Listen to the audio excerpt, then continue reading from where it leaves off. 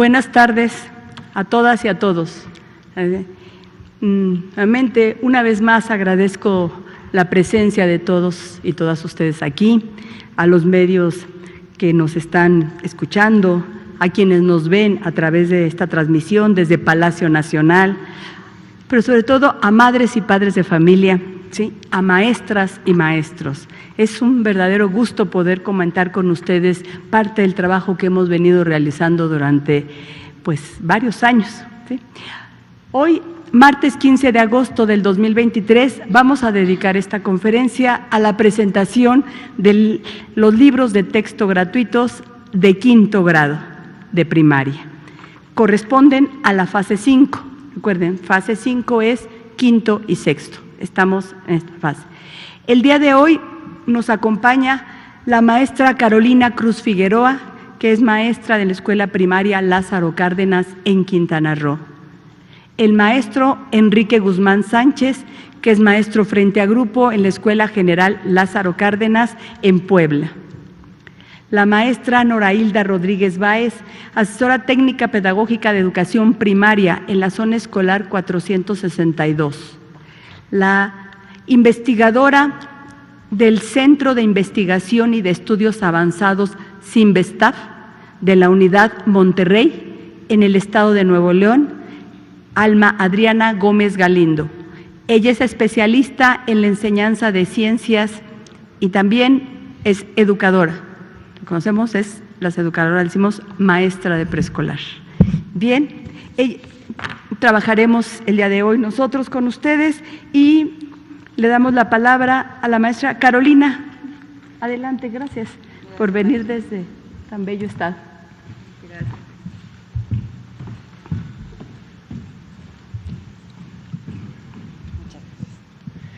Bien, pues buenas tardes a todos. Como ya me presentó la secretaria, soy la maestra Carolina Cruz Figueroa, vengo desde la ciudad de Chetumal, Quintana Roo, y pues me corresponde presentarles la nueva familia de libros de texto gratuito, en este caso, quinto grado. Antes que comencemos con la presentación, agradezco de verdad, maestra, la invitación, agradezco que nos hayan tomado en cuenta nosotros como docentes el haber participado en la elaboración de los proyectos, en la elaboración de estos libros de texto que en verdad están hechos con el corazón, están hechos con ciencia y con conciencia. Entonces, vamos a iniciar. El primer libro que les voy a presentar se llama El libro sin recetas. Este libro nos presenta una serie de textos que van yo le llamo, si me puede poner la siguiente diapositiva, por favor. Yo le llamo que nos muestra teoría revolucionaria, sin afán de tomar esta palabra revolucionaria como algo bélico, algo de conflicto. ¿Qué va a revolucionar este libro? Va a revolucionar nuestras ideas, va a revolucionar nuestra forma de ver quizá ya nuestra práctica docente. En el momento en que pues ya tenemos unos añitos de servicio, en mi caso casi a punto estoy de cumplir 21 años de servicio, pues sí llega el momento en que a lo mejor la apatía, el desánimo te llega a rondar por ahí. Entonces, estas lecturas que nos maneja este libro, pues trata justamente de rescatar esa emoción, ese dinamismo que teníamos en un inicio con nuestros alumnos y alumnas al momento de estar frente a grupo. Y de verdad sé que todos nuestros compañeros docentes hacen su mejor esfuerzo, se entregan al 100% y pues al leer este libro de verdad nos devuelve esa emoción. Aporta elementos pedagógicos, conceptuales y metodológicos en la manera en que nos va a apoyar en la forma de entender el por qué trabajar por proyectos, qué elementos debemos tomar en cuenta.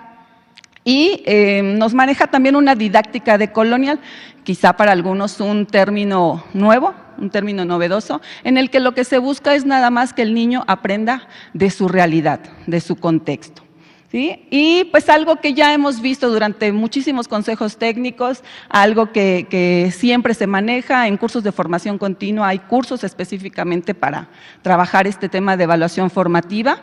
Y pues como docentes sabemos qué es lo que nos pide. Ya no nada más enfocarnos en una evaluación sumativa, una calificación numérica, sino tomar todos los aspectos que podamos, todas las herramientas que necesitemos para determinar qué tanto hemos avanzado, qué tanto como docente nos falta hacer, y los niños que ahora sí que van con su paso adelante, qué tanto han mejorado y qué tanto les falta por mejorar. Entonces, aquí nos dice que nos debemos apoyar de las herramientas que también como docentes ya conocemos: portafolios de evidencias, diario del alumno, rúbricas, listas de cotejo y todas las herramientas que ya nosotros conocemos. En verdad, los invito a analizar este texto, a darle una lectura, porque nos abrirá el panorama acerca de por qué todo este trabajo que se está haciendo en estos proyectos. Está, como ustedes logran ver, se apoya con imágenes muy llamativas, y eso también tengo que darle un punto a su favor a mis compañeros docentes que también pusieron su granito de arena en la elaboración de estas imágenes. Son ellos los creadores, son ellos los creativos que plasmaron sus ideas en estos libros, para darle ahora sí que vida a esas lecturas. Muy bien, el siguiente libro es el de múltiples lenguajes. ¿Qué vamos a encontrar en este libro? Pues lecturas encaminadas no solo a cuentos, no solo fábulas como se utilizaba el libro anterior, sino que estas lecturas están encaminadas a hablar de literatura, a hablar de arte, a hablar de cultura, de historia. Y también hay cuentos o hay lecturas, hay textos que nos explican cosas de matemáticas, aunque sé que por ahí dicen que las matemáticas desaparecieron y todo, créanme que no. Las matemáticas están inmersas, existen en los proyectos, y nada más que ahorita lo que se realizó es englobar, enfocar todas las materias en un solo proyecto. La siguiente. No suple al libro de lecturas, ¿sí? Pero sus lecturas que maneja son lecturas con propósito. ¿Por qué con propósito? Porque cumplen la función de apoyar el trabajo de los temas que se ven en los proyectos de aula, los proyectos escolares y los proyectos comunitarios. Entonces, cada una de las lecturas tiene un propósito, tiene un fin de apoyar el trabajo que se desarrolla en los proyectos. Son lecturas que tratan de mostrar el entorno, el contexto del alumno, y son digeribles para ellos. Integra elementos, pues como ya mencioné hace ratito, muy llamativos, imágenes reales en ocasiones, imágenes, dibujos, a través de dibujos, y pues si uno como docente te llama la atención, pues obviamente al niño muchísimo más. ¿Qué buscan estos textos en general? No solo que el niño imagine, no solo que el niño decodifique signos, lo que se busca en realidad es que reflexione y sobre todo que interiorice todos los saberes que puede obtener de estas lecturas. ¿Sí? La siguiente. Este libro, Proyectos de Aula, van a decir ustedes, a lo mejor ahí esta maestra, pues todos los libros le gustan, es el fin, ¿no? Para eso la trajeron, pero no, en realidad cada uno tiene su propio interés, su propia chispa, y en especial siento que refleja todo el trabajo que se realizó con cada uno de los proyectos. Horas y horas de verdad de sesiones en línea, horas y horas de trabajo con nuestros tutores.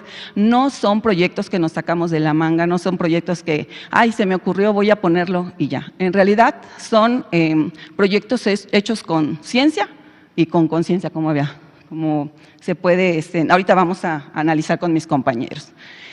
¿Cuál es el propósito de trabajar por proyectos? Aquí viene algo muy importante del por qué. Pues siempre se había tenido, o las metodologías anteriores que nosotros trabajamos, el alumno es prácticamente un oyente, es un receptor de información que el docente le brinda.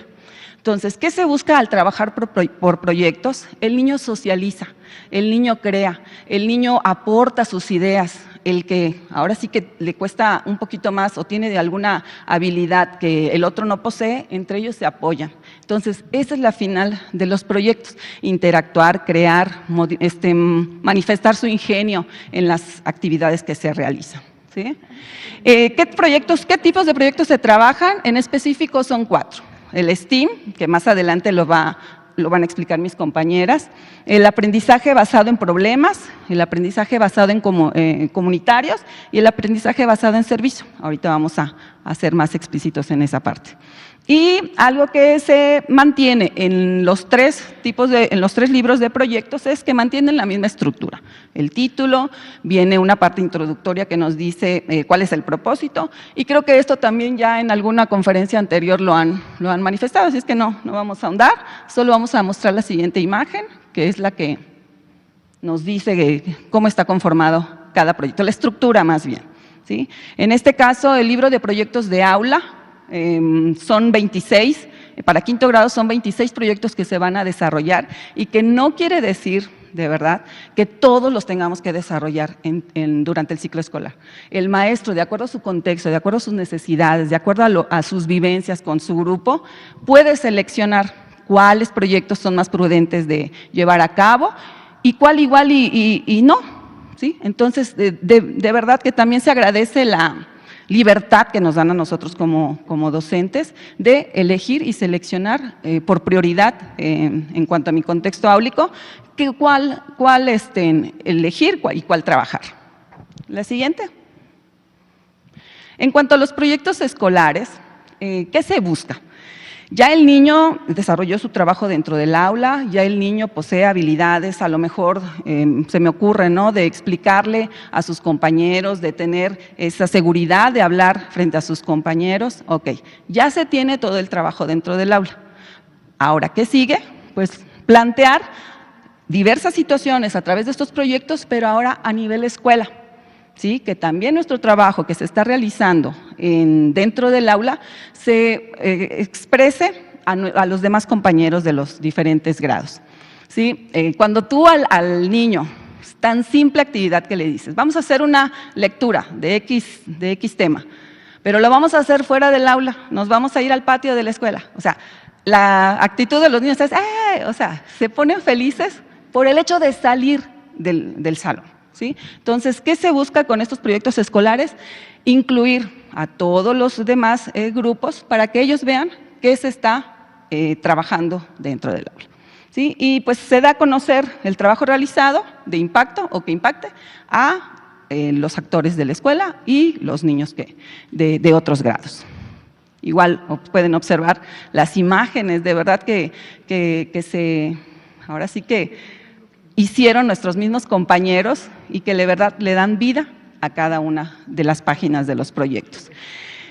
Proyectos comunitarios, ¿de qué se trata esta parte de proyectos comunitarios? Pues ahora sí que es continuidad de los otros 2 libros. Ya trabajamos en el aula, ya trabajamos en nuestra escuela, ¿qué es lo que falta? Proyectarnos hacia la comunidad. ¿Cuál es la finalidad? Pues ahora sí que trabajar en comunión con los padres de familia, hacerlos partícipes de la educación de sus hijos. Eso también nosotros desde hace muchos años lo estábamos pidiendo, que los papás sean partícipes de la educación de sus hijos. Cuando como maestros recibes el apoyo de los padres de familia, de verdad que se hace un gran trabajo. El que sigue, maestro. En cuanto a los proyectos comunitarios, son 27 proyectos que se pueden desarrollar a lo largo de todo el ciclo escolar, es de los más extensos, y pues al trabajar ahora sí que en comunidad, pues se ponen en juego la colaboración, la empatía, el apoyo, entre otras, pero más que nada se da un aprendizaje en colectivo. Cuando los niños igual tú trabajas con ellos en el aula, trabajas con ellos en la escuela y llegan a casa y mamá, vi el tema de la radio, nos llevaron a la radio a ver cómo se hace un programa. Cuando llegan a casa y lo exponen, a los papás también les llama la atención, ay, pues yo tuve la oportunidad o no tuve la oportunidad de acudir, ¿no? O qué padre que tú lo estás haciendo. Entonces ahí se da el aprendizaje en comunidad. ¿Y la que sigue? Este libro, otra vez, también es muy importante en el trabajo dentro del aula, nuestros saberes. ¿Qué vamos a encontrar ahí? Bueno, me atreví a denominarle diccionario portátil o glosario móvil, porque aparte de que no solo es para los maestros ni para los niños, también es para los padres de familia. ¿Y qué encontramos en este libro? Pues más que nada la definición de algunas palabras, la definición de algunas ideas, y no solo trabaja las asignaturas, temas de diferentes asignaturas, sino tiene información de todos los campos formativos. Aquí se manejan 3 momentos o 3 partes para los cuales está enfocado.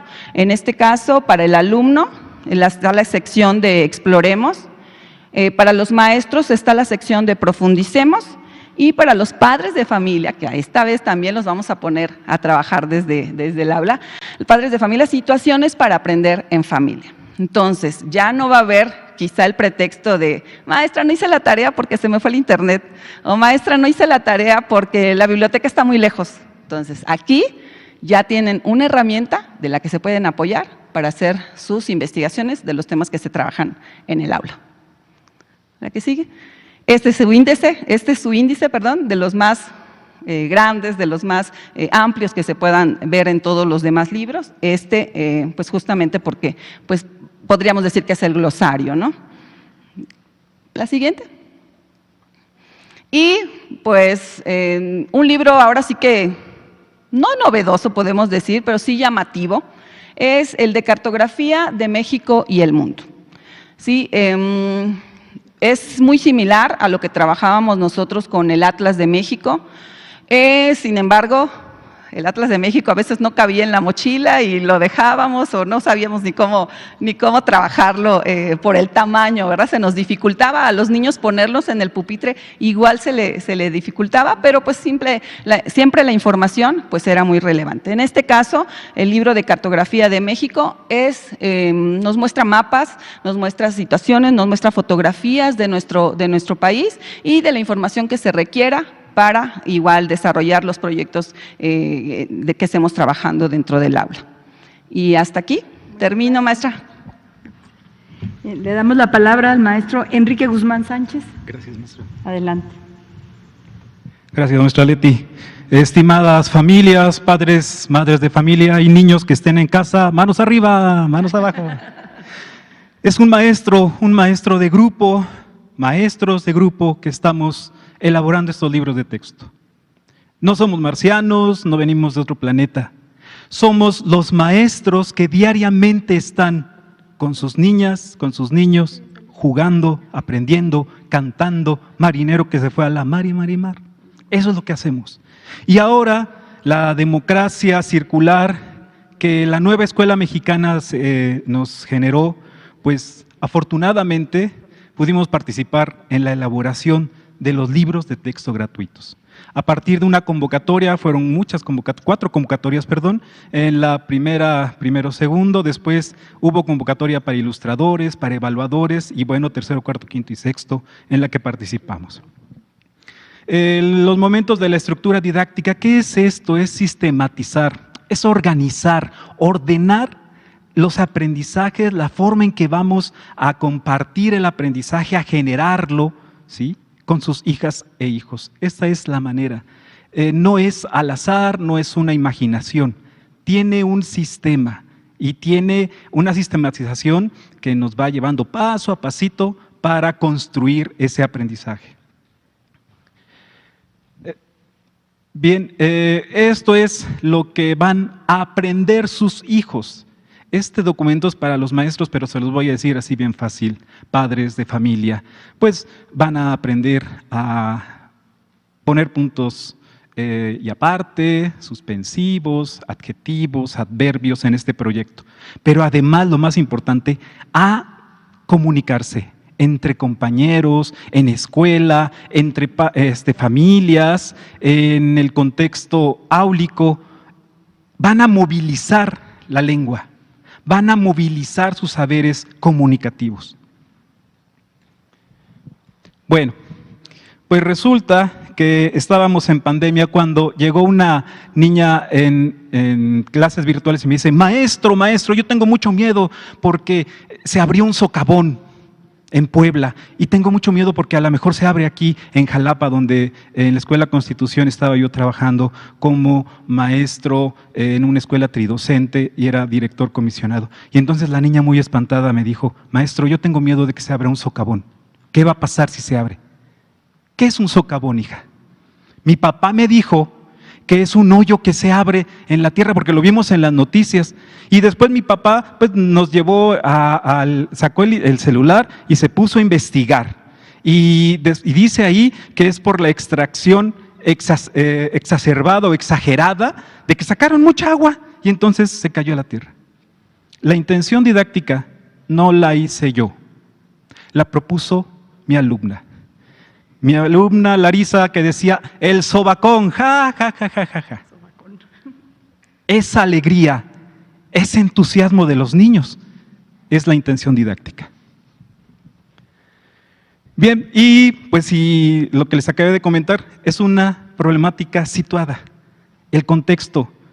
Y decían mis alumnos: oiga maestro, pero aquí en Jalapa ya hay tandeos. Ya hay tandeos porque hay 2 días agua y 2 días no, etcétera. Y le digo a los niños: oigan, ¿y así será en todo el país? ¿O habrá un lugar donde haya mucha agua? Pues en la costa, maestro, allá en Veracruz, ahí hay mucha agua, pero no la podemos beber. ¿Para qué será esa agua? Ahí la del socavón, la que están ustedes diciendo de sus ríos, lagos. ¿Saben qué es una meyal? No, maestro, empezamos a trabajar a partir de la problematización del contexto, de las preguntas: ¿por qué? ¿Para qué? ¿De qué? ¿Qué pasa? ¿Qué me está pasando en la tierra? ¿Qué está pasando con el agua? ¿Habrá más agua adelante? Todas esas preguntas son a partir de los niños. La generación de este proyecto es a partir de las preguntas de los niños. Bien, identificamos los saberes previos, pues los niños saben muchas cosas. ¿Por qué? Pues porque platican con mamá, papá, el tío, hasta con el perico y con el perro, ¿no? Ahora andan con el perrito y andan hablando ahí los niños. Bueno, esa es parte de esa movilización de los aprendizajes. Los niños tienen muchos saberes. Nosotros tenemos la sistematización. Pero ellos entonces en esta fuente dijeron, se les pone un producto, una lectura y empiezan a buscar palabras. ¿En dónde? En el diccionario, en el internet, en la biblioteca escolar, en la biblioteca de aula. Es nuevamente la movilización hacia el aprendizaje. Planificamos. Se da respuesta a las preguntas que la problemática planteada generó. Y entonces empezamos con el pensamiento crítico, que más adelante nos van a explicar qué es eso. Pensamiento crítico parecen 2 palabras muy sencillas, pero verdaderamente es el centro de la didáctica en el aula. Vayamos y volvamos. Aquí tenemos a un pajcha y un maccha. ¿Sí? En mazateco, abuelo, abuela. El proyecto inicialmente se llamó Nandá, madre agua, madrecita agua. Entonces, el momento importante de que las familias son parte del aprendizaje. Papás, mamás que me están escuchando, es aquí a donde el trabajo que hacen con sus hijos ayuda muchísimo a la generación, a la construcción del aprendizaje. Sus hijos cuando platican con ustedes, platican con el abuelito: uy, no, yo me acuerdo que antes sí había un río aquí, pero después se secó porque llegaron muchas fábricas, pero hubo trabajo. Y esa problematización la hacen los niños, la hacen ustedes desde casa. Y eso es importante porque los que la recuperan somos nosotros para generar el aprendizaje. ¿Ya ven? Qué bonito, ¿verdad? Bien, reorientamos y seguimos nuevamente el trabajo entre pares, hermanos, amigos, familia, comunidad. ¿Qué es la comunidad? Nosotros en este momento estamos generando una comunidad. El aula es una comunidad, la familia, por supuesto, los amiguitos de primero A, primero B, primero C, la escuela es una comunidad. Van a generar esas preguntas ahora con sus demás compañeros, van a aprender otras cosas. ¿Qué dice tú? Oye, pero mi papá dice que el socavón es porque faltó arena.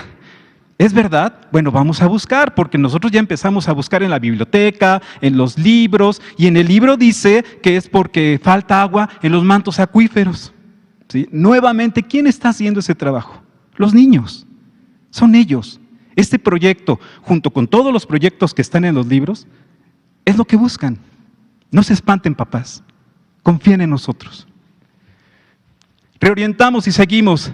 Importante, estamos en lenguajes, ¿verdad? Pero uno de los ejercicios fue, vamos a sacar una cubeta y vas a ponerla debajo de la regadera y vas a medir cuánta agua cae en esa cubeta. Vas a ver cuánta agua cae en esa cubeta. Eso nos generó la oportunidad de la vinculación con matemáticas. ¿Qué vimos? Capacidad. Cantidad de líquido que cabe dentro de un objeto. Maestro, fue mucha agua, dicen los niños de primero. Maestro, fueron litros, dicen los niños de quinto y sexto. Y entonces pues vimos medidas de capacidad, mililitros, centilitro, decilitro, litro. ¿Sí? Están las matemáticas, ahí están. Y partimos de lenguajes. ¿Sí? El volumen es la cantidad de espacio que ocupa un cuerpo, esa es la progresividad del aprendizaje. Y por supuesto, ayer escuchaba yo la conferencia y recordé que todo lo que estamos trabajando, como dice la maestra, no es descubrir el hilo negro, pero los maestros PACAEP, que eran maestros de actividades culturales, trabajaron por proyectos, y estamos hablando de los 80s, 90s más o menos, y en las escuelas multigrado se trabajó con esa propuesta desde hace mucho tiempo. ¿Sí? Entonces lo único que ahora y novedoso se genera es que toda área va de una manera globalizadora. Difundimos, a partir de las descripciones obtenidas se elabora y socializa un instrumento. Se comparte, se muestra, una exposición, un periódico mural, pasan de salón en salón. Miren, compañeros, les vamos a hablar del agua, la importancia de cuidarla, porque nos estamos quedando sin agua, y si nos quedamos sin agua, pues ya no vamos a arreglar las plantitas, ya no le vamos a dar al perrito, ya no vamos a poder tomar. ¿Sí? ¿Quién lo hace? Los niños. Los niños se emocionan, corren. Maestro, yo quiero exponer. Eso es lo que es un proyecto.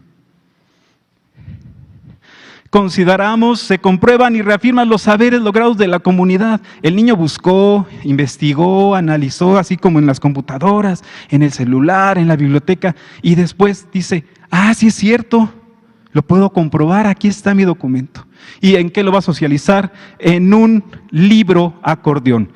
El libro acordeón también debe de tener medidas, entonces nuevamente entramos a las matemáticas. Perímetro, área, el acordeón pues debe de tener bien sus rectángulos, bien medidito para poderlo doblar y quede parejito. ¿Sí? Pasamos. Avanzamos, se socializan y se valoran los resultados, las posibles soluciones de intervención. Los niños no solo van a aprender, sino también van a generar soluciones. ¿En dónde? En casa, en la escuela, en la comunidad. Por eso los proyectos se dividen de esa forma, se organizan, de esa forma. ¿Sí? Porque podemos intervenir inmediatamente en casa o en la escuela o en la comunidad.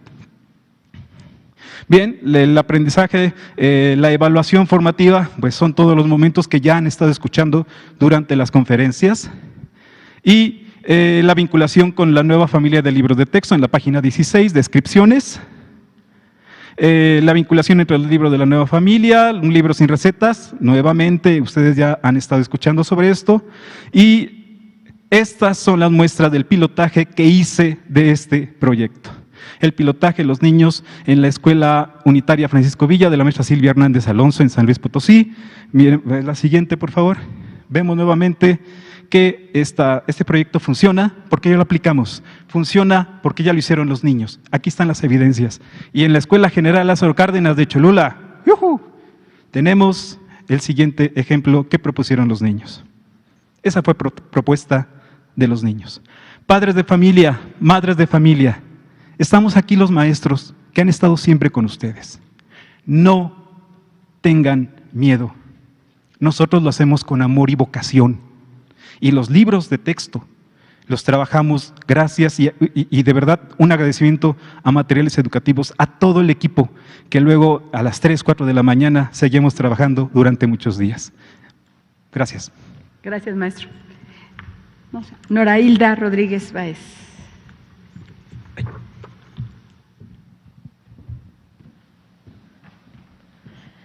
Bueno, pues seguimos con la secuencia. Quiero comentarles que este equipo de trabajo que ven ustedes acá, porque bueno, la Secretaría de Educación hizo equipo con nosotros, ¿no? En esta horizontalidad. Créanme que tengo 38 años de servicio, he pasado más de 5 reformas educativas y es la primera vez que hay una Secretaría de Educación Pública, aparte que se sienta a la mesa a trabajar una propuesta de trabajo para ustedes, padres de familia, para ustedes maestros, para el público en general. De verdad, yo tengo años en este negocio de ser docente y ver por el interés superior de la nación, que son los estudiantes, ¿no? Entonces, me dirijo a ustedes, padres de familia, que muchos de ellos fueron mis alumnos en su momento, no hagan cuentas, por favor, no hagan cuentas. Entonces, con mucho cariño, de verdad, les comento, porque ustedes como medios de información, pues no saben qué pasa atrás de todo esto, ¿no? Entonces, sí es muy interesante saber que un secretario de Educación Pública, pues se siente a la mesa con unos maestros, perdón por la palabra, porque entre los docentes decimos una palabra, como dirían los lingüistas, creadas con imaginación, somos gruperos, ¿no? Andamos en el grupo, nos vamos con los chicos. Entonces, como gruperos que somos, hoy me toca presentarles la parte de este proyecto que se llama Conservemos la Flora y la Fauna.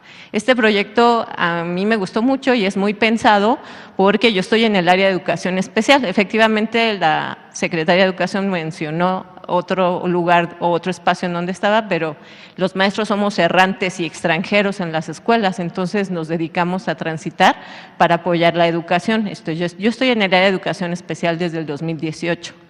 Y a estos chicos de educación especial, pues muchas veces ustedes no los voltean a mirar, pero dejen avisarles, padres de familia, que hay algo que se llama Centro de Atención Múltiple, que son escuelas en donde los estudiantes tienen derecho a cursar la educación básica desde inicial hasta secundaria.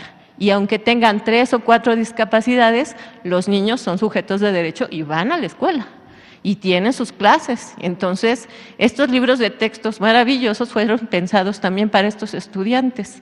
Esta primera lámina, que trae la portada de proyectos comunitarios, que es de 5º grado, tiene algo muy interesante. Si ustedes, medios de comunicación y padres de familia, pueden hacer este close-off que le llaman, pueden identificar la identidad mexicana. Las cordilleras, ¿qué tal? ¿De dónde sale el mezcal y el tequila? ¿No? Y además también tenemos a la familia y a la escuela en comunión. Este es el momento que todo el tiempo hemos tenido con los padres de familia y les agradecemos todos los docentes enormemente en que hayan estado ustedes al pendiente de sus hijos como estudiantes o como ese equipo ampliado que hicieron en la pandemia. Entonces, derivado de ese compromiso que tenemos mutuo, es que está esta propuesta de proyectos comunitarios. Bueno, decía Enrique y decía Caro, el STEAM, que es en su traducción, sus palabras en español es ciencia, tecnología, ingeniería, artes y matemáticas, es la propuesta de trabajo y la metodología que se trabaja acá. Déjenme decirles que a veces las ciencias o la comunidad científica, pues muchas veces ha buscado la manera de cómo incorporar más adeptos a estas comunidades. Entonces, estos libros traen esta propuesta. Entonces, lo voy a decir con cariño, papás, mamás, de verdad, esta propuesta trae algo muy interesante, ¿no? La información al día de hoy está a la mano de un clic. Hay mucha información, estamos en la era de la información. Entonces, toda esta información, los estudiantes la tienen a la mano de un clic. ¿Qué es lo que nos propone la metodología STEAM para tanta información que los niños tienen? Porque también los chicos con discapacidad, pues tienen discapacidad, pero tienen un nivel de indagación muy interesante. Entonces, ¿qué es lo que nos propone? El campo formativo tiene como propuesta STEAM, pero este campo formativo tiene este logo. El logo, para los que nos están escuchando, tiene una forma que tú le puedes dar ese significado y ese sentido. En este caso parece un ADN, ¿no? ¿Qué más parece? Parecen unas poleas. Entonces, cada uno de los campos formativos tiene un icono de representación. Eso, para los estudiantes que tienen discapacidad y no tienen todavía el manejo de la lengua materna, en el caso de español, o para los estudiantes indígenas que su lengua originaria es otra y los libros vienen en español, pues entonces la iconografía les va a ayudar a identificar con mayor facilidad esta parte. Entonces, este campo formativo pretende, dentro de sus objetos de aprendizaje, que es lo que nosotros vamos a trabajar, padres de familia, es que los estudiantes comprendan y expliquen los fenómenos y procesos naturales, como el que va a pasar el 21 de agosto, ¿no? El 21 de agosto vamos a tener un eclipse, entonces ellos pueden empezar a ver este tipo de cosas de una manera razonada con toda la información que hay. También les ayudan a indagar, interpretar, modelizar, argumentar y explicar el entorno. ¿Y eso qué hace? Que se hagan cargo de su aprendizaje. Por lo tanto, este campo formativo ayuda a los estudiantes a resolver un problema determinado o a explicar lo que sucede a su alrededor de una manera gradual, razonada, vivencial y consciente. Esa es la puesta en marcha. Bueno, ¿qué es el pensamiento científico desde la propuesta de STEAM? O sea, ¿a dónde nos lleva? ¿Por qué es tan importante? ¿A qué se refiere esa transdisciplinariedad de las que tanto han estado escuchando ustedes, padres de familia? Bueno, pues no es otra cosa que tenemos las diferentes áreas, que es ciencias, tecnología, arte, matemática e ingeniería. Déjenme contarles que todos los ingenieros o los que se dedican a ciencia están más que contentos, ¿verdad? Porque estamos reforzando y apoyando que haya una comunidad científica dentro del aula y que esta comunidad científica le apueste a que desde la ciencia desarrollen interés y comprensión del mundo. ¿Pero de qué mundo? ¿Del mundo vivo? ¿Del mundo material? Y del mundo físico. Entonces, no es cualquier mundo, es un acercamiento a esa realidad en la que los estudiantes están. Estamos hablando de la nación de México, no estamos hablando de las ciudades, estamos hablando de todo el territorio nacional. ¿A qué nos apoya la tecnología desde esta mirada? Bueno, pues el conocimiento científico nos ayuda a darle solución a una necesidad. Hay una chiquita en Chiapas, ¿no?, que hizo un prototipo para Wi-Fi, porque allá no hay señal. Entonces, esta parte ella resolvió una necesidad. Entonces, también la ingeniería es una forma de aplicar creativamente estos métodos científicos y matemáticos. Y estos métodos científicos y matemáticos nos apoyan para poder tener una vida humana de una manera más confiable, de hacer estas redes de colaboración, de la reconstrucción de un tejido social, que mucha falta hace en algunos entornos. Y no una reconstrucción del tejido social para una ausencia, para una vivencia específica de la paz, porque la paz no es una ausencia de conflicto. Entonces, en esta reconstrucción de esta vida humana forma parte también esto. Ahora, tenemos a la matemática. Quiero mencionarles, padres de familia, y ustedes lo saben mejor que nadie, y medios de comunicación, todos los bebés nacen con el constructo del lenguaje matemático.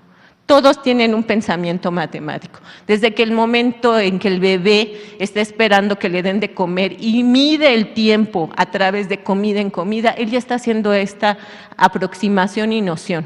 La doctora Irma Fuenlabrada nos hablaba constantemente. Los estudiantes de preescolar tienen ya nociones matemáticas, los estudiantes de primaria igual. Entonces, los niños no salen despegados de la matemática, los niños ya traen el lenguaje matemático y las nociones. ¿Qué hacemos en la escuela? Sobre todo en 5º grado, ¿qué vamos a hacer? Bueno, pues vamos a ver que esta capacidad numérica pues nos va a apoyar desde estos proyectos a poder interpretar, analizar la información que está a la mano de un clic, simplificar, resolver problemas y sobre todo evaluar riesgos y tomar decisiones. El mundo y los estudiantes de 5º grado y desde preescolar hasta superior se tienen que manejar por la toma de decisiones y hacerse cargo. Y otra parte muy importante, el arte, ¿no? ¿Qué nos da el arte? Bueno, pues el arte nos hace esta parte del refinamiento del sistema sensorial y perceptivo y además hace que tengamos el cultivo de la capacidad de imaginación. Yo no soy experta en arte, pero cualquier persona que es experta en arte te dice, ¿no?, que bueno, una parte del arte es esa representación y para tener una representación de lo que ellos están imaginando y creando, te ayuda toda esta parte sensorial y de percepción. mis estudiantes, digo mis estudiantes no como un ejercicio de posesión, sino de responsabilidad y compromiso del área de educación especial, tienen un nivel sensorial impresionante porque se compensa esas características en el caso de ellos. Bueno, pues entonces, este proyecto de Conservemos la Flora y la Fauna, igual se asume desde una cotidianidad. Efectivamente, como decía Enrique y como decía Caro, esta cotidianidad, por ejemplo, es del trayecto de la casa a la escuela. Si yo ahorita le pregunto a los presentes que están aquí, ¿cuántos árboles hay de la casa hacia acá en el trayecto que ustedes han visitado? Inmediatamente van a empezar a meter en su imagen mental este trayecto de su casa hacia acá y van a tratar de visualizar. No es pregunta de examen, no van a pensar, pero sí por lo menos estamos haciendo ese ejercicio que constantemente hacemos con los estudiantes. Y los ejes articuladores, que son estos, me van a decir, oiga maestra Nora, pero ¿por qué tantos ejes?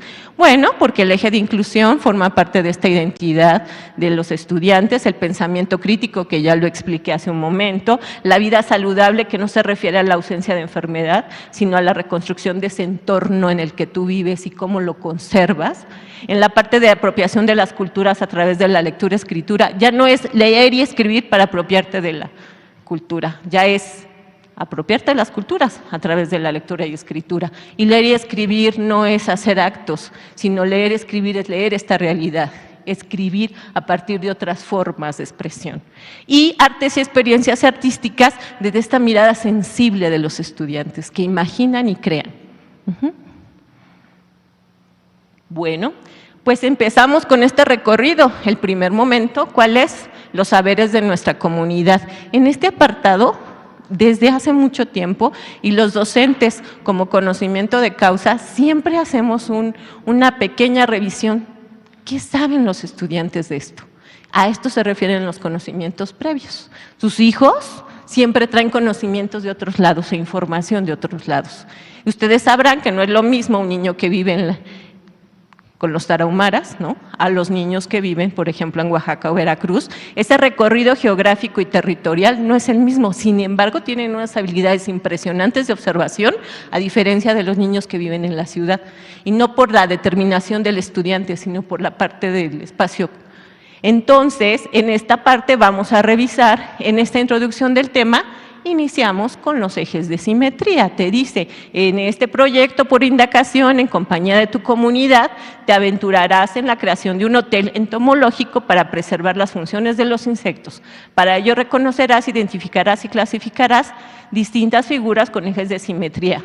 Ustedes sabrán que en los 90s, todos aquí son muy jovencitos, yo creo que no se han de acordar, pero cuando uno venía en la carretera en los 90s, se llenaba el parabrisas de insectos. Ahora yo los invito a que vayan a la carretera a ver si tienen insectos en el parabrisas. ¿Eso qué significa? Que nos estamos acabando la población de los insectos. Por lo tanto, introducimos en el tema a los estudiantes, y al introducirlos al tema y vemos estos conocimientos previos, incorporamos desde la vinculación con el libro de saberes el concepto de simetría. Decía Caro, pues es mi glosario, yo les llamaba mi Google material, porque ahí viene todo lo que quiero saber, todo lo que usted quería saber acerca de, así le hubiera puesto yo el nombre, porque ahí viene este Google material en esta parte. Por lo tanto, vamos a empezar con estas rutinas de pensamiento que el pensamiento crítico te da, con el lenguaje matemático de la mano. ¿Qué significa esto? Vas a indagar, ¿qué se va a hacer? En cada pregunta de indagación son 3 preguntas en los conocimientos previos, no se me pierdan. Y entonces, ¿qué son? ¿Qué se va a hacer? ¿Quién es? ¿Cuándo? ¿Cómo? ¿Por qué? Etcétera. Y los estudiantes van a desarrollar estas preguntas. Y el demás van a establecer conclusiones. Muchas situaciones de los problemas matemáticos decían, es que no lo comprende porque no aprende a leer. No, la comprensión es todo un proceso. Y aquí en esta parte de la comprensión es donde establecen conclusiones, analizan, sintetizan y clarifican los conceptos. Vean todo el recorrido de la estructura del pensamiento científico. Y por último, socializamos y aplicamos. La interacción dialógica desde el pensamiento científico Para construir saberes se requiere de una socialización. Por lo tanto, en esta parte van a socializar y van a aplicar. Y aquí es el momento donde aplican todo lo que conocieron a través de los ejes de simetría para hacer nuestro hotel entomológico, para rescatar esa flora y esa fauna. Por lo tanto, se presentan los resultados y se reflexiona sobre todo lo que se realizó. Son 8 sesiones, no las vas a hacer en un día, maestro, las vas a hacer en 8 sesiones. Y esto también tiene que ver, ustedes pueden ver del lado izquierdo, ese compromiso. Todos los proyectos, quiero avisarles a todos, todos los proyectos de la nueva escuela mexicana, del grado que ustedes necesiten identificar, están enfocados también al diseño universal del aprendizaje. El diseño universal del aprendizaje requiere de este trabajo del cerebro.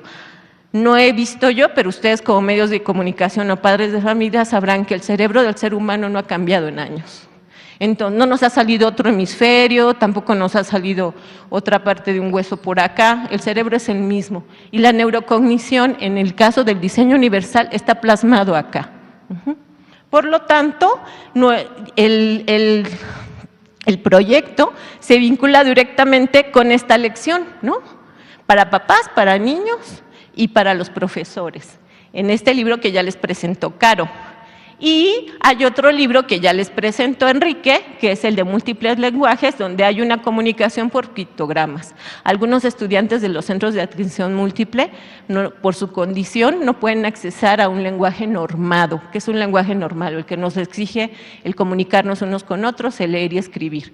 A los de educación especial a veces nos dicen, ay, aquí te traigo a este niño porque no leía y escribía, entonces no le puedo enseñar.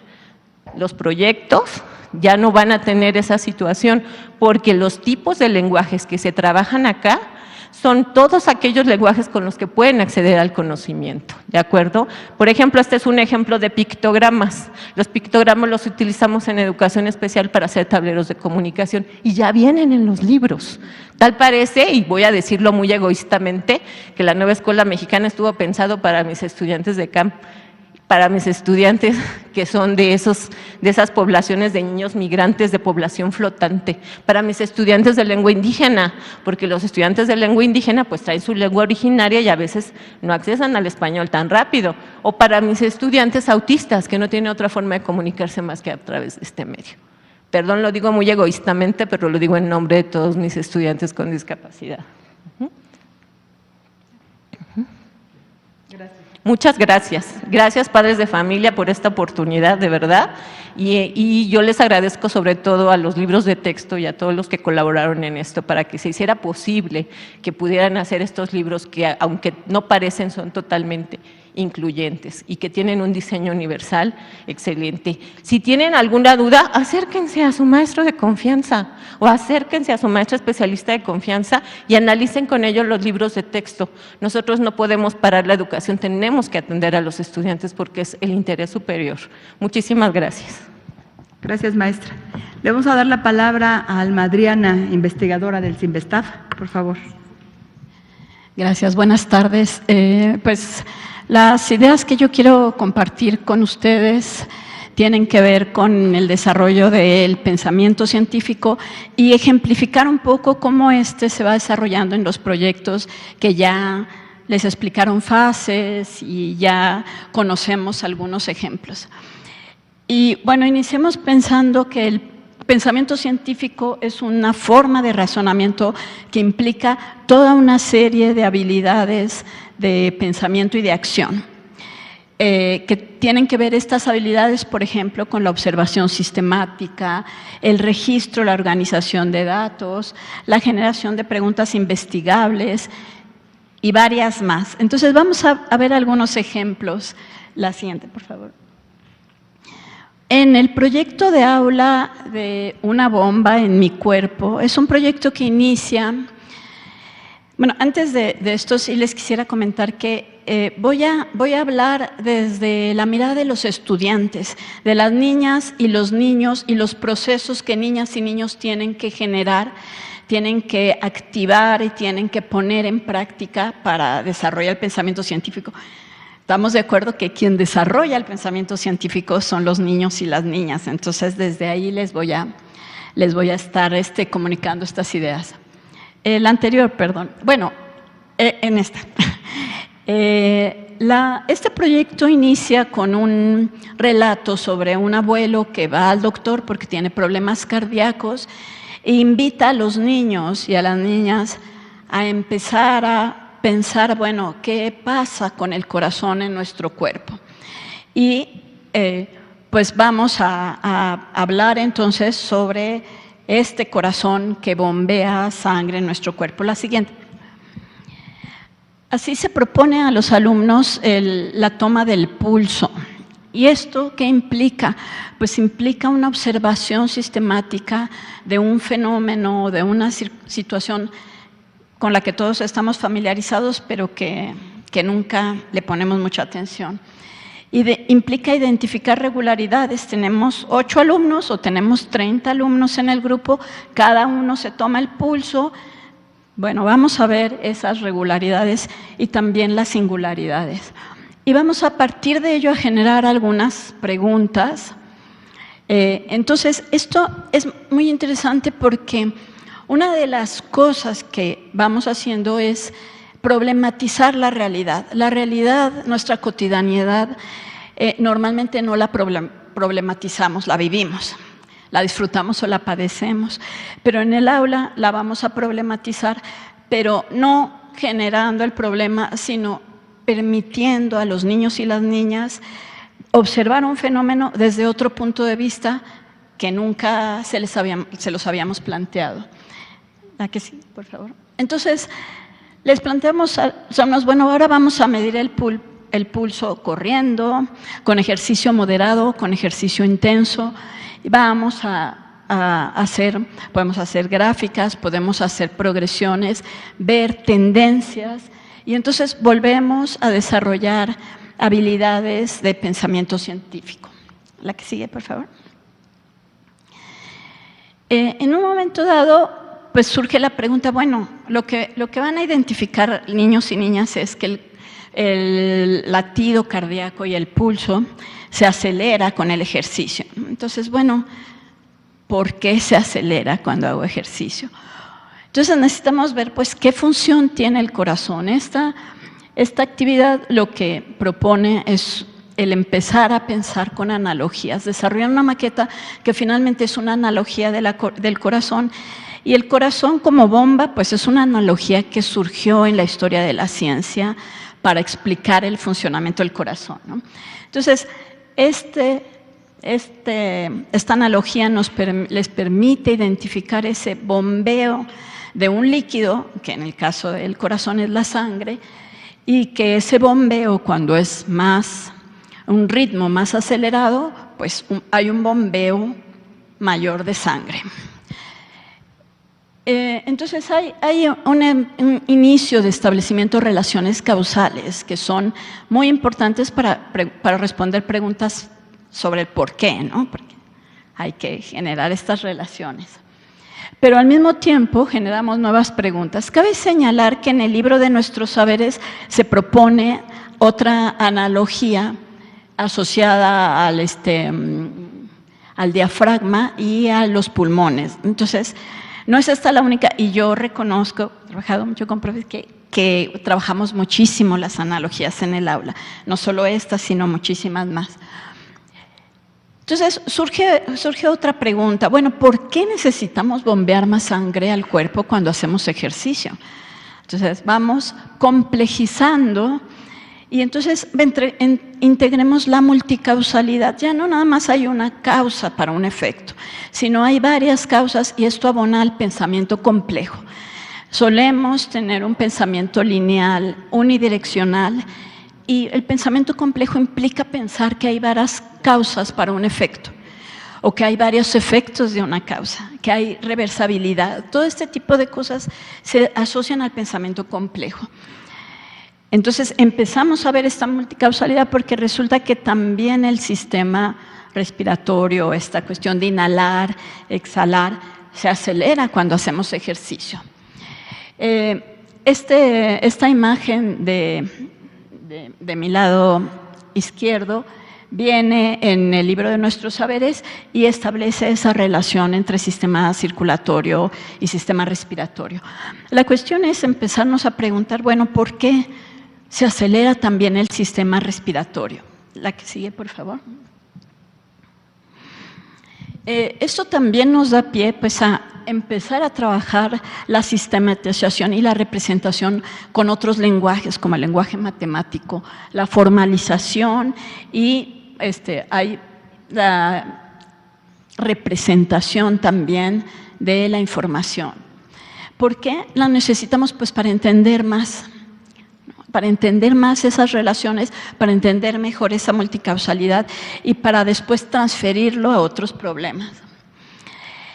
Y bueno, también va a estar asociado, que esto se asocia con el pensamiento crítico, la toma de decisiones, pero una toma de decisiones que no nada más es informada, sino que es evaluada y valorada. ¿Valorada a qué me refiero? A que se integran valores, a que se integran emociones, a que se integran también formas de ver el mundo, ¿no? Y criterios para la toma de decisiones.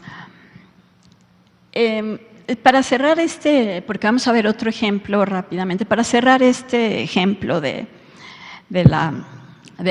corazón como una bomba, pues construimos finalmente los niños y las niñas construyen finalmente la idea asociada a la demanda de energía cuando hacemos ejercicio. Necesitamos un oxígeno, y por ahí viene más información, ya no se las presenté. Necesitamos que el oxígeno llegue a todas las células de nuestro cuerpo, porque en las células es donde se produce la energía, y esa energía es la que necesitamos para hacer ejercicio. Se acelera la respiración porque hay una demanda de necesito más sangre con más oxígeno, y entonces se van.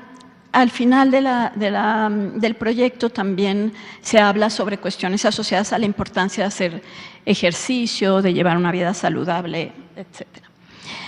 Un proyecto comunitario, les comento, porque los diferentes proyectos insisten, por decirlo así, en el desarrollo de algunas habilidades, pero también nos presentan otras. Este proyecto comunitario es sobre el agua, ¿no? Se asocia con el que nos presentó el profesor Enrique, que es un proyecto de aula. Este es un proyecto comunitario. La que sigue. Una de las cosas que ya comentaban es este reconocimiento por parte de niños y niñas de su propio punto de partida. Esto es importante porque para desarrollar procesos de metacognición y de aprender para el futuro, necesitamos reconocer qué sé, qué no sé, después qué aprendí, cómo lo aprendí, qué estrategias utilicé para aprenderlo.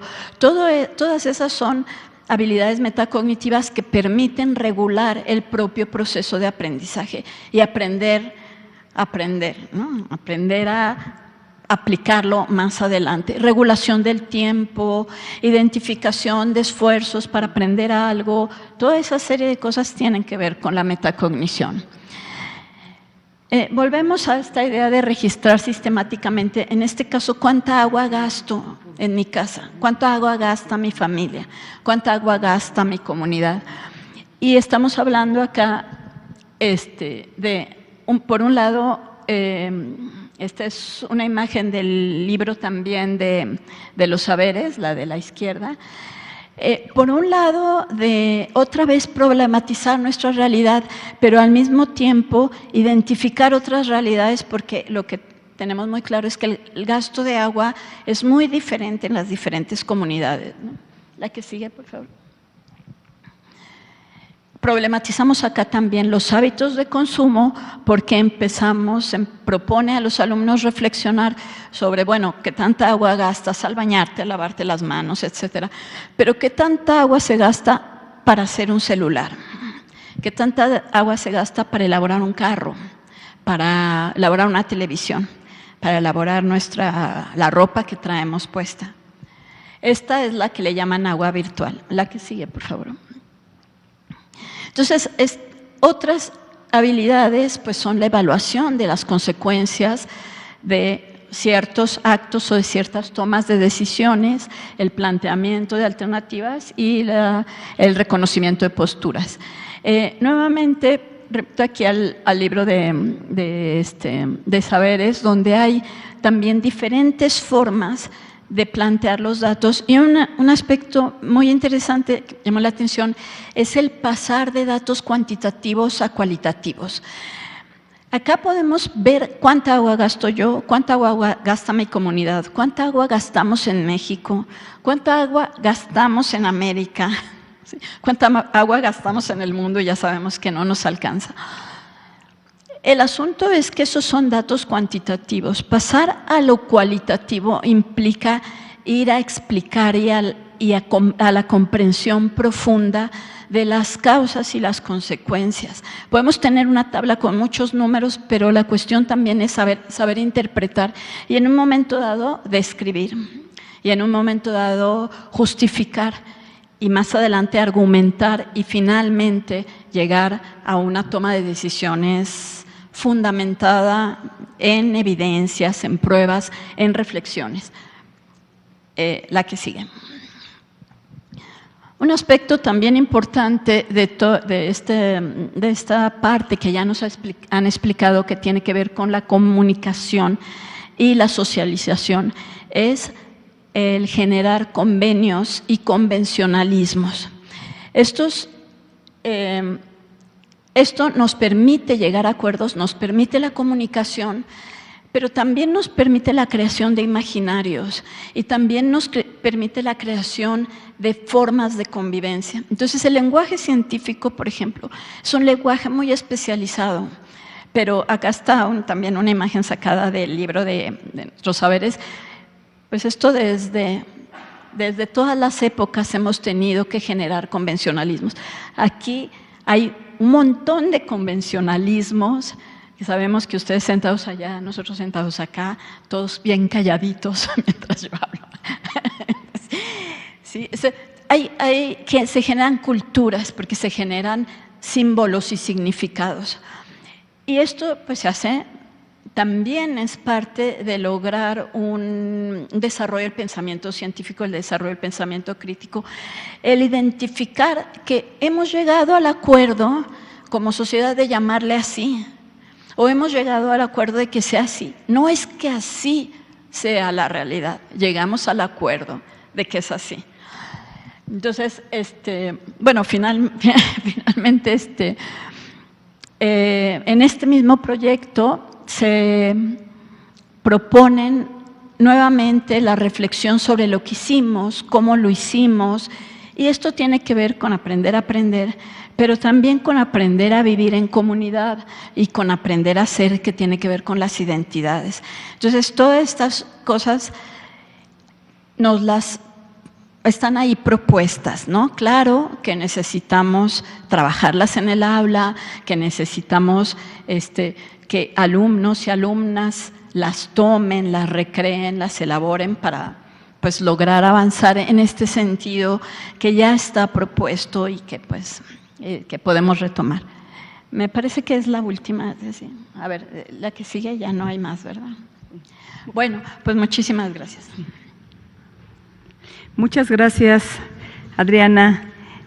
Ahorita les voy a dar la palabra a ustedes. Además, déjenme comentarles aquí, platicando con Nora y con Enrique, que quedaron muchas cosas por decir. Hay tanto que decir sobre este tema, tanto que decían, es que nos faltó esto, es que no hablamos de las canciones, es que no hablamos de los juegos, es que no pudimos comentar cómo participamos, cómo organizamos a las niñas y a los niños, cómo le hacemos para interesarlos, cómo hay diferentes características de niños que luego ante temas muy complicados lo único que hacen es escuchar, no quieren hablar, cómo promueves que participen. Entonces aquí estábamos comentando, decíamos, hay tanto que comentar, tanto que decir, tanto que aprender de las maestras, de los maestros, de quienes están de responsables, de conducir hacia ese gran mundo del aprendizaje a sus hijos y a sus hijas, que cuando hay pasión por lo que estás haciendo, la verdad es que falta mucho por decir. Pero aquí estamos. Le doy la palabra a Laura Poy, por favor. tardes a todos nuevamente. Un par de preguntas, secretaria. Sí.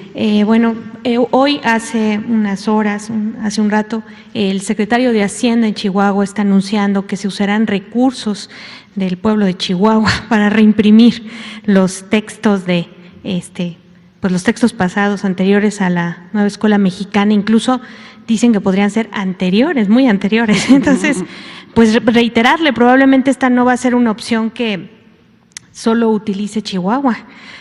Volver a ese tema de qué tanto los estados pueden o no usar otros materiales que no sean los indicados por la SEP, que así lo establece la ley, ¿no? La Ley General de Educación.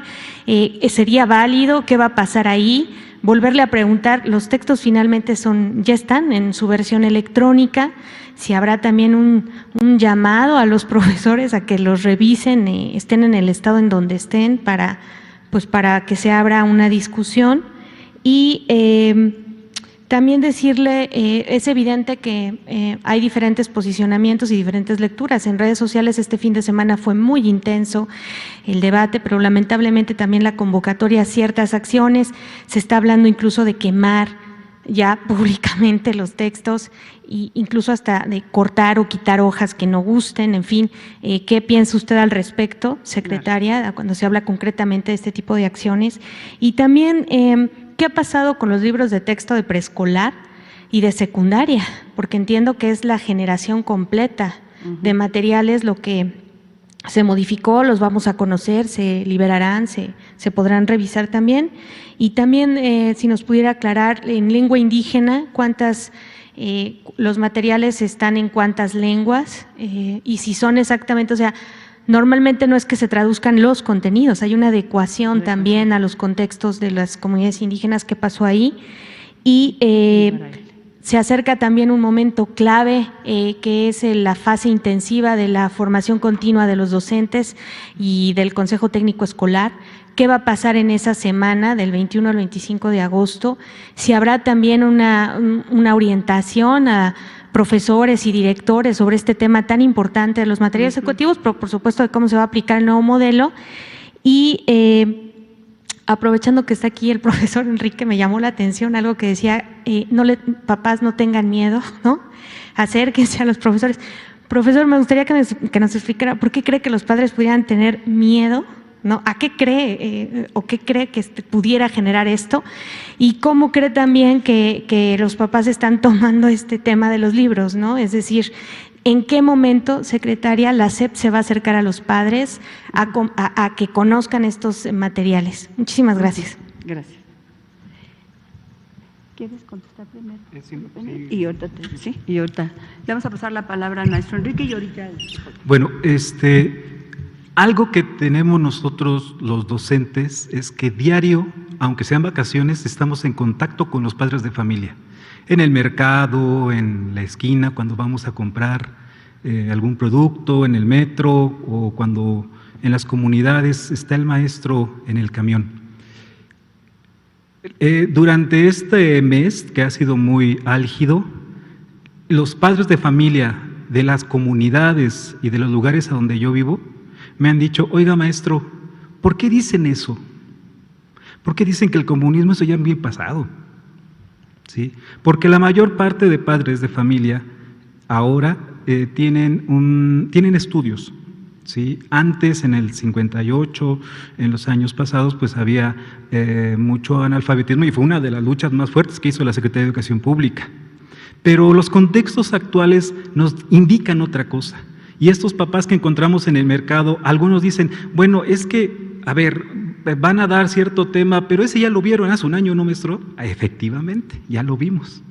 Creo que en ciertas cosas es una estridencia mediática, informativa, nada más. Pero les puedo asegurar que los padres de familia con los que he platicado están de acuerdo con el trabajo que hacemos nosotros. Y diría una mamá hace 8 días, nosotros sabemos que ustedes no les van a hacer daño a nuestros hijos.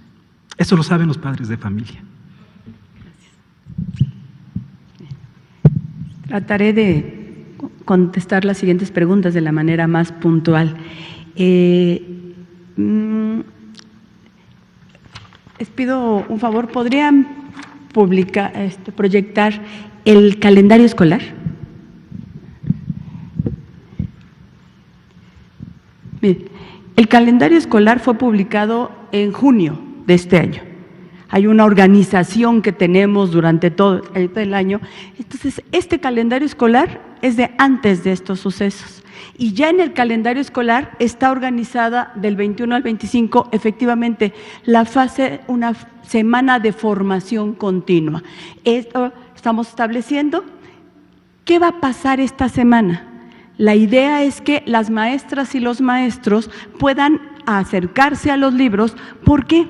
Porque durante todos los consejos técnicos que fueron el último viernes de cada mes, y aquí están marcados los que serán este año escolar que viene, pero todos estos, los hemos dicho y ha sido fundamental, los consejos técnicos son lugares de discusión colectiva para ver cómo vamos a seguir avanzando. Entonces las maestras y los maestros estuvieron platicando, discutiendo, conociendo el programa sintético, lo adecuaron a las condiciones de su región y ahora es cómo lo combinamos con los libros de texto. Es una secuencia. Eso es lo que va a pasar esa semana, entre otras de las actividades que van a realizar. Aquí, sí, los tendrán. ¿Qué pasa con, insisto, con los consejos técnicos? Habrá oportunidad de seguir viendo cómo adecuamos los contenidos a nuestra propia realidad. Esto ya está elaborado. ¿Por qué? Porque la formación continua debe de ser un eje fundamental del desarrollo de la actividad profesional de los maestros.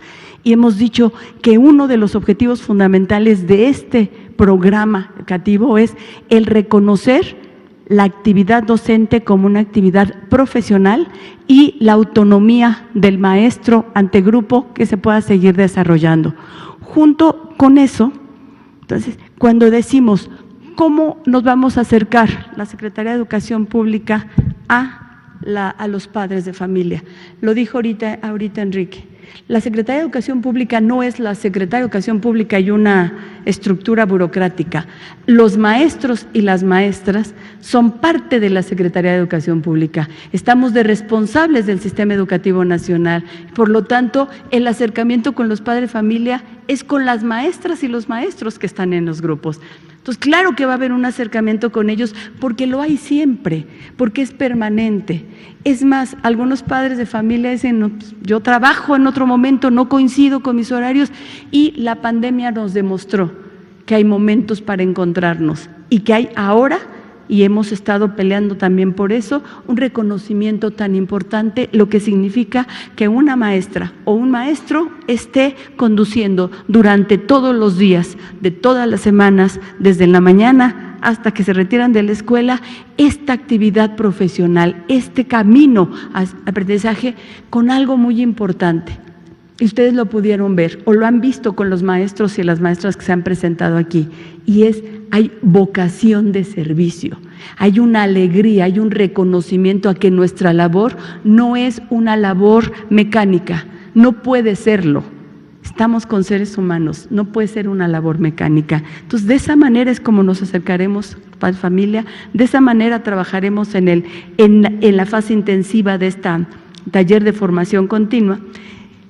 Les comento, en el caso de los libros, si ponemos la página de Conalitec, ahí estarán los libros y iremos subiendo todos los demás, estarán todos ahí.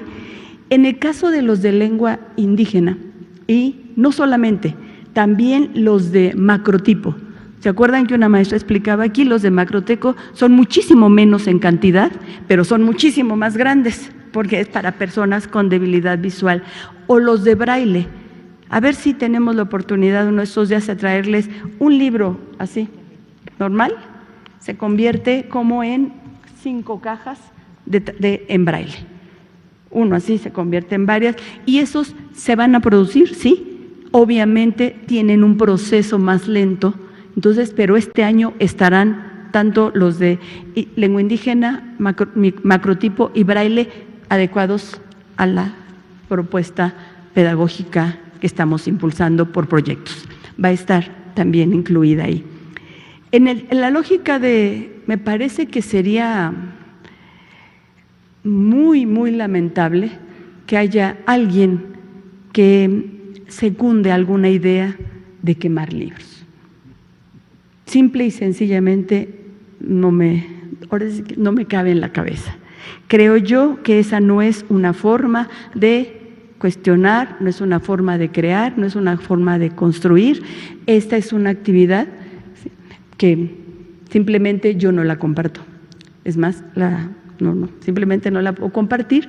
Y decía la maestra Nora, dentro del proceso que tenemos nosotros queremos desarrollar a lo largo de toda la educación básica, es que la gente aprenda a tomar decisiones y que se haga cargo de sus propias decisiones, desde el autocuidado hasta la decisión de lo que quiero hacer en mi salón, con mis amigos, con mis compañeros, en mi escuela, en mi comunidad.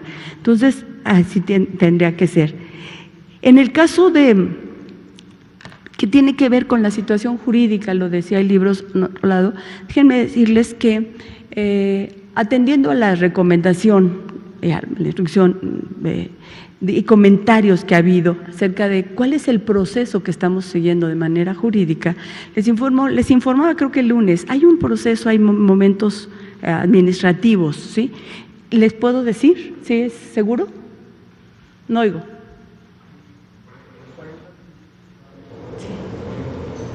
Entonces, seguimos el proceso administrativo y estamos a unos minutos de tener subidos ya los programas sintéticos en el Diario Oficial de la Federación. Espero que podamos informarlo en unos minutos, pero eso está ya no a días, está a minutos de ser, ¿sí? Entonces, así estamos trabajando.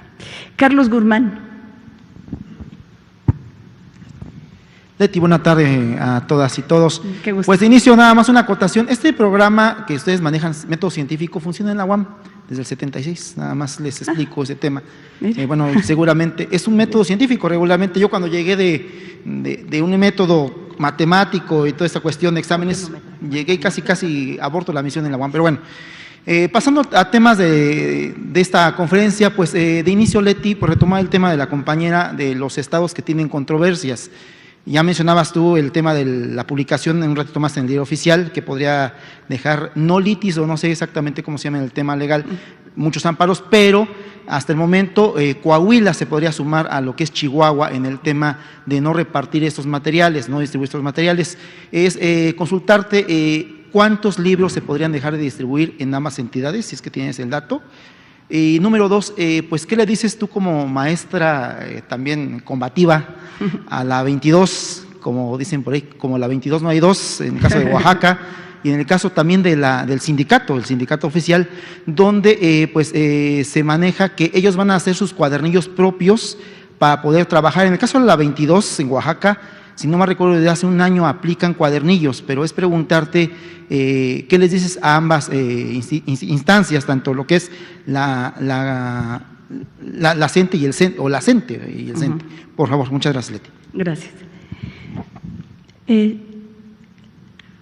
La Secretaría de Educación Pública, como representante en terreno educativo del Gobierno Federal, es la responsable y la encargada de hacer llegar los libros de texto gratuito a las alumnas y a los alumnos, y cumpliremos con con esa obligación. En el caso, les puedo decir, ahorita ya hay cerca de 90 millones de libros en los estados de la República, porque estamos cumpliendo con una responsabilidad. Como lo ha dicho el señor presidente, vamos a esperar un poco. Los libros tienen una fundamentación pedagógica, tienen una fundamentación científica y tienen una fundamentación legal. Nos corresponde a nosotros cumplir con ella, lo estamos haciendo. Vamos a esperar qué es lo que sucede. En el caso del Sindicato Nacional de Trabajadores de la Educación, hemos estado platicando con sus dirigentes y ellos dicen: nosotros somos maestros y como maestros sabemos que los libros de texto gratuito se defienden, los libros de texto gratuito deben estar en los pupitres de los alumnos. Entonces, obviamente esto es lo que han escrito, lo que han dicho públicamente, confiamos en que así será en cuanto a su actuar. tendrán ellos que hacer sus propias declaraciones, ya la hicieron públicamente por escrito, tenemos una buena relación con ellos y lo que nos han informado es que trabajarán con los libros de texto gratuito. En el caso de los compañeros de la sección 22, ¿sí? Ahí ellos, hay una cosa muy interesante, déjenme les platico, que hace un tiempecito, poco, me reclamaban y me decían, ¿por qué no nos dan el reconocimiento de la autoría de la propuesta que ustedes están impulsando? Muchas de las cosas que nosotros estamos impulsando, las impulsaron en Oaxaca hace muchos años. Tienen un proceso pedagógico, un proceso de relación con los padres de familia, un proceso de construcción colectiva tan interesante, tan de construcción desde abajo, que ellos tienen el proceso y también confiamos en que utilizarán los libros por una sola razón, porque son libros que recuperan el trabajo colectivo y piensan en qué tipo de ciudadanos estamos formando. Muchas gracias. No tenía noticias de que Coahuila dije nada, pero finalmente es decisión. Vamos a ver, son decisiones que se tendrán que tomar. La facultad es de la Secretaría de Educación Pública y está cumpliendo con su responsabilidad. Fernanda García del Heraldo. Secretaria, buenas tardes a todos. Usted hace una semana nos había comentado que en la reunión de la CONAEDU se había llegado al acuerdo de que en 31 estados se iban a entregar los libros gratuitos, y esta semana ya salieron algunos estados que pues se echaron para atrás y han dicho que no lo van a hacer, y esa es una pregunta. Después, ¿qué tan difícil será para los niños que ya hicieron la mitad de la primaria, o sea, primero, segundo y tercero, que pasan a cuarto, quinto o sexto, acoplarse a este nuevo modelo educativo? Y no sé, a la maestra Nora Hilda, si nos pueda dar como un ejemplo de los centros de atención múltiple, un proyecto relacionado a los niños que tienen otras capacidades. Sería todo, muchas gracias. ¿Contestas primero?